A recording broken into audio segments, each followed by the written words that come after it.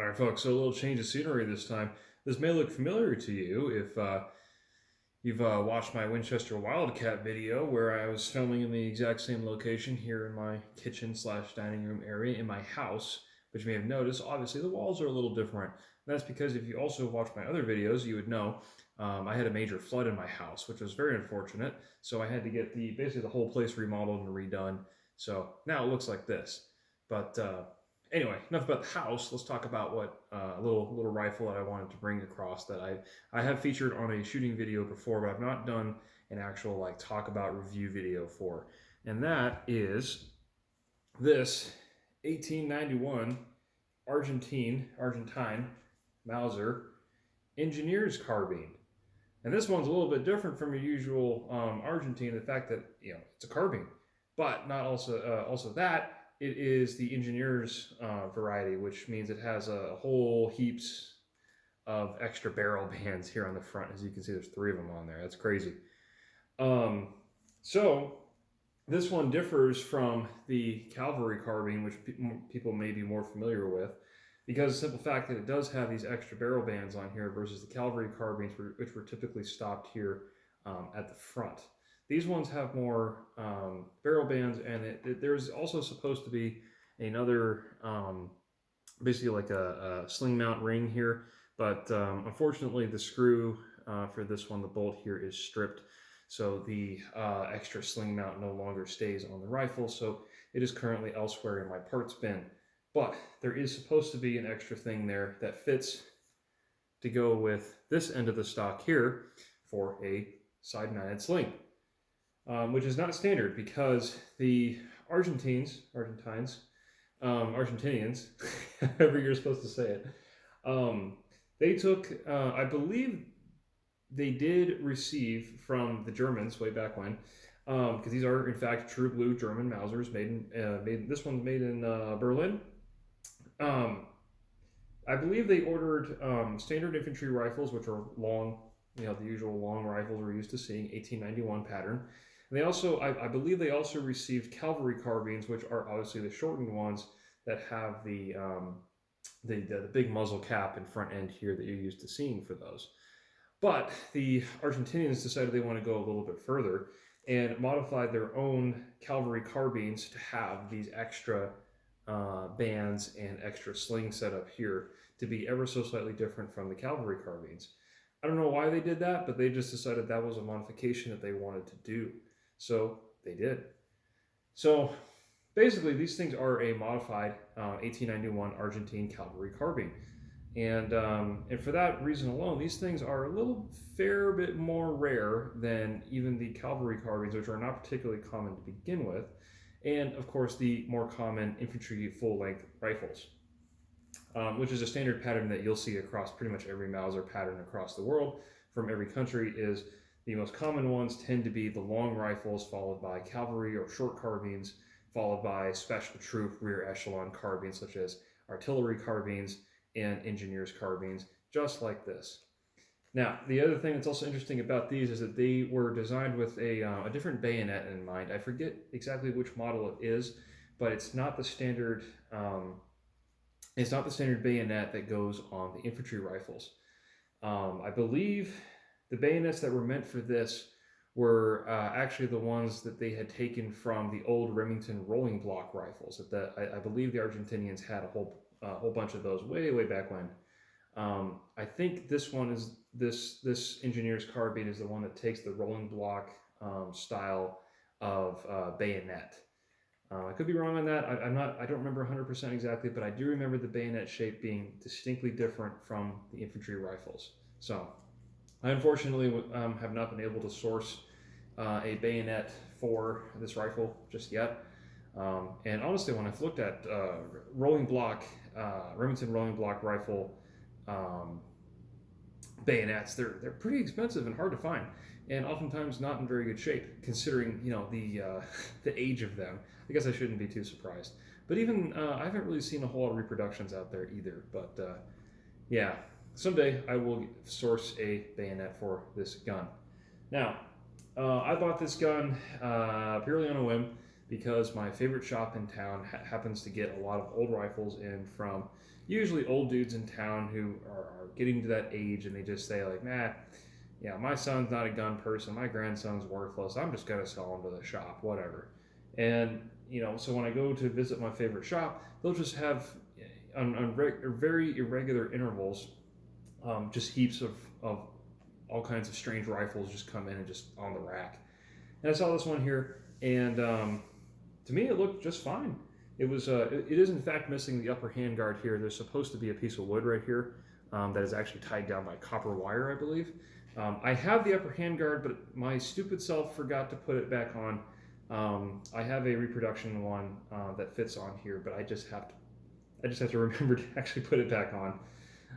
It serves no real practical purpose, but yeah, it's supposed to be on there. But anyway, so I bought this pretty much as is, as you see it. The store only wanted about $4.25 for it, and I'm like, I don't have an Argentine Mauser or anything chambered in 7.65 Argentine, so I was like, yeah, sure, why not? Looks perfectly good condition to me.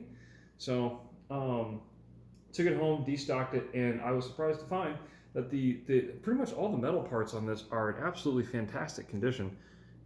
All matching parts that I can see, no import marks whatsoever that I can find anywhere on this rifle. Aside from the bolt there on the front sling swivel is completely stripped, and I have not been able to find a replacement for it. That's a little unfortunate, but like I said, this rifle is 130 years old, give or take. So I am just amazed that this thing is even in as good condition as it is, So, it wasn't shot out. The barrel wasn't just completely shot out, rusted. Has very, very good rifling in it. The bore is not dark. It's nice and shiny. The bolt is original to the gun. It's the bolt itself has a little bit of wear on it, just from use. There's a little bit of speckling on there, especially on the actual bolt handle knob itself, which makes sense because that's where a lot of people's hands are going to be. So that's where a lot of oil and things accumulate over time, So it's totally reasonable for how old this thing is. But other than that, this thing looks in absolutely great shape. And aside from all matching parts, the crest, the Argentine crest there, is not, as you can see, scrubbed off. Anyone who knows these Argentine South American Mausers know that when the countries decided to remove these from active service or sell them to other countries, they scrubbed the crests off the rifle so that they would not be associated with that. So it's very lucky and fortunate for me that this particular crest is not scrubbed off. Also, all of the Argentine all of the Argentine markings of the basically the hands together like that. All the markings here are still on there, including this one here on the rear sight base. I don't know if it'll pick it up on the camera there, but you can see right underneath. See the rear sight right there? There's a little mark right there. It's two hands that are shaking hands, which is a very classic Argentine symbol. So that's intact on the rear sight base and the receiver itself, which I think is pretty cool. So definitely about as original as you can get. All matching parts. So this is definitely I think a pretty neat find. So how does it shoot? Well, anyone can tell you that basically a 7.65 Argentine is considered like almost like a prehistoric, very old 308 cartridge. It's roughly equivalent to a 308, maybe a little less efficient, but it definitely shoots like a 308. Holy cow! I imagine a full-length 1891 rifle would feel a lot better to shoot, but this thing is an absolute thumper. It will wake you up. It'll put hair in your chest. All of those sayings. This thing kicks like a lot. Also, when I was able to source actual original Argentine surplus ammo for this, and when I did, most of them are hang fires or duds. The fireballs that came out of the front end of this thing were just absolutely just incredible. They were just huge, big old fireballs because all that unburned powder, because that round is obviously designed for the full-length rifles, not this itty-bitty little carbine. And that also carries on into the modern production PPU ammo, because PPU, I think, is basically the only company that still makes 7.65 Argentine other than like super special hunting loads by like Hornady or something. But I don't shoot those at the range. So I shoot PPU, FMJs, and soft points out of this gun. And I tell you what, man, they still make freaking huge fireballs out of this thing. It still kicks quite a lot, and it's a thumper. It's a thumper. Now, having said that, though, this thing does cycle very, very smoothly. It differs from the 1898 patterns in that this is a cock on close action. So it's kind of like a Lee Enfield in that when you open it and then you close it, you kind of have to fight it a little bit on the close here to get it to close up, just like a Lee Enfield versus the traditional, what we're mostly used to, the 1898 Mauser patterns, which are cock on open. This is cock on close. So you can be pretty fast with these, especially with this curved bolt here, which is kind of unusual for the time. You can be pretty fast with these. Just like a Lee Enfield, you can be fast with these too. For accuracy, this thing is challenging to shoot at long distance. Let me just say that. If you looked at the, I'm sure this picture is out there already because I don't think the camera's really going to pick up too well. But if you look at the range graduations here on the rear sight, they increase very, very, very, very fast. I mean, just here at the base, it starts at 400 meters. 400 meters, yards, whatever unit measurement they were using at the time. I want to say it was meters, but yeah, it starts at 400 and just goes up from there very, very fast. So this thing is optimistic with its ranges, but I will say, if you look at just the sight radius, right, so you have from here to about there, that's a very, very short sight radius, almost like an AK, right? And so that makes it more difficult and more challenging to shoot accurately at longer ranges, just like an AK. So having said that, the best accuracy I got out of this rifle, I want to say it was right around 3.5 inches at 100 yards using PPU ammo. The Argentine ammo, the surplus stuff I had, was just all over the freaking place. And I think that's due to a lot of reasons. One, the ammo probably wasn't very high quality to begin with. Two, it was not stored properly. Three, I had a ton of hang fires. Four, I had like tons of duds along with that too. So not what you would call high quality ammo by any stretch. Granted, it was supposed to be used in rifles like this, but that doesn't necessarily mean it was high quality to begin with.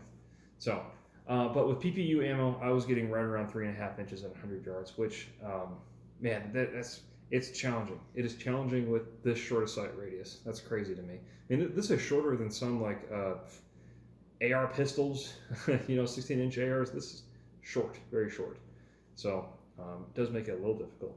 Having said that, though, I do believe that the inherent mechanical accuracy, I think this thing can be just as accurate as the longer infantry rifles, because at the end of the day, this is in fact a true blue German-produced Mauser. As everyone knows, German Mausers tend to be pretty high-quality stuff, and this is no exception either. They definitely, the phrase "they don't make them like they used to" absolutely applies to this gun.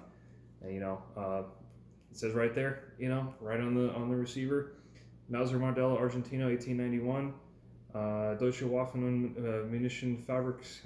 Munitionsfabriken Berlin. So, true blue German Mauser, and in a lot of ways, I think the South American Mausers are very, very underrated when it comes to quality, because a lot of them are made by the Germans. So everyone likes German Mausers. Why don't people like the South American Mausers? Oh, we'll use South America. Nobody cares about that. But it's still a German-produced Mauser. So the quality is there. Absolutely, 100%. I mean, just look at this thing. This thing is 130 years old, give or take. And it looks better than some of, my 1950s Yugo Mausers, So quality is absolutely there. These things are just really great, handy little rifles. I mean, they don't weigh hardly anything. They do kick a lot. They're harder to shoot due to the shorter sight radius, just like I said, but very, very smooth action, very pointable, very practical rifle, I would say. In a respectable cartridge like 7.65 Argentine, which is roughly equivalent to a 308, roughly, I say. So, Yeah, shooting it, the trigger is what you'd expect. Military trigger, nothing to really write home about. It's not like the Swiss straight pull where it's like super good. Standard military trigger, nothing to complain about, but nothing really good to say about it either. Action is very smooth. I will say loading it though, because this is just a straight single stack magazine versus the staggered of the later model Mausers. Say that 5 times fast. Um, it can get a little stuck if you're trying to use the old stripper clips, because there are two styles of stripper clips for the Mausers. You have the old pattern, which fits in the 1891s like this one. Then you have the new pattern stuff, which does not feed into the 1891 patterns. So if you're using the old stripper clips and you're trying to just shove that thing in there, it can get a little hung up on occasion. It's not anywhere near as smooth as the later pattern Mausers, which have the staggered magazine, so it makes it a lot easier to just jam those rounds in there, send the bolt home, send the clip flying out of the gun. Now, this one can also do the clip thing where you just stick the clip in there, you charge all the rounds in, and then the clip is still sticking out of the receiver. You can absolutely still push the bolt forward, even with the clip still in there, and it'll push it right out, which I think is still a just super cool, super dandy little feature that Mauser rifles are able to do. Lee Enfield owners, Mosin owners know the struggle of having to take your little charger or clip out of the receiver before you can actually charge the gun. Superior German engineering figured that out forever ago. But, so overall, this 1891 Argentine Mausers, I think, are really excellent and very high value, because I still think these things, Argentine Mausers in general, are kind of sleeper guns. The 1891s especially. The 1909s, not so much, because people kind of, they look at the 1909 and they think, oh, well, that looks like a modern Mauser, so they kind of, up the value just a little bit.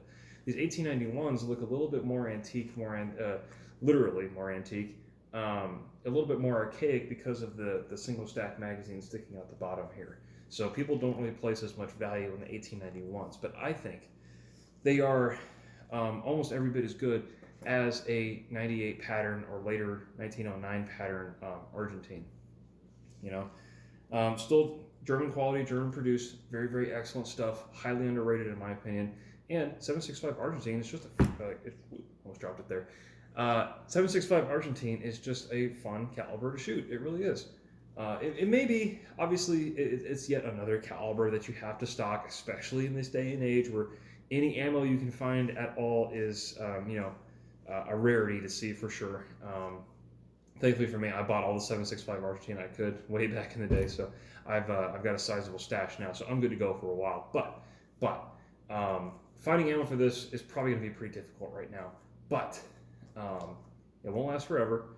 There will be a time where there will be 7.65 Argentine available again, and so you can go out and shoot these things again. So someday I will get a full-length Argentine 1891 infantry long rifle and shoot that and see how it compares to this dandy little carbine here, because I think it'll be a little bit more pleasant shooting experience, because man, this thing just rocks my world. Even with the recoil pad on, this thing it's a thumper. It's a thumper. So yeah, I mean, I can't say enough good things about this gun. It just works. Now, for me personally, the stock on this thing when I got it originally did not look like this. The stock when I got it originally was very patchy with the original finish that was on it. Clearly, time had taken its toll. It was kind of peeling and coming up on places here, and it looked really bad. And I decided, you know what, I'm just going to go ahead and refinish the stock to make it nice and new again. So, did a basic strip. No sanding. I did not sand this stock at all because I don't like sanding original stocks. Stripped it, and then I took about a week to put very basic boiled linseed oil with quad aught steel wool, and just scrub this thing down. Let it dry between each and every time. Put about 7 coats worth of linseed oil over the stock, and now it looks way less shiny, but also much more uniform in its color, appearance, finish, and so on. So now it is not patchy at all whatsoever. Yeah, I mean, there's still a little like oil spots and compression marks and things like that. I mean, this wood is 130 years old. I don't think I'm going to get those things out of the wood, or at least I certainly don't want to put the effort myself into getting those things out of the wood. Besides, I think it adds character.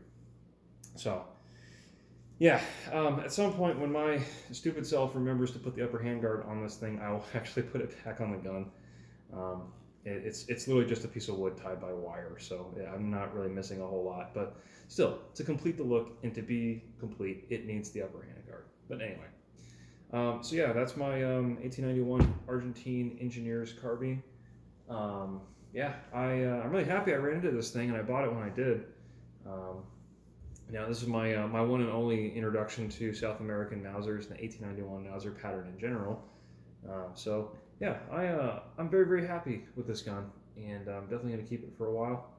And yeah, I really hope to get my hands on a 1891 infantry rifle, like I said, just to see how it compares to this handy little carbine. Besides, carbines and modifications of existing carbines are always super cool and dandy and hard to find. So I'm really happy I ended up with this one, especially in the shape that it's in. Almost brand new. So yeah, not bad for a 130-year-old rifle. So yeah, that's pretty much all I got to say about this particular rifle. I still really, really believe that the South American Mausers are definitely underrated.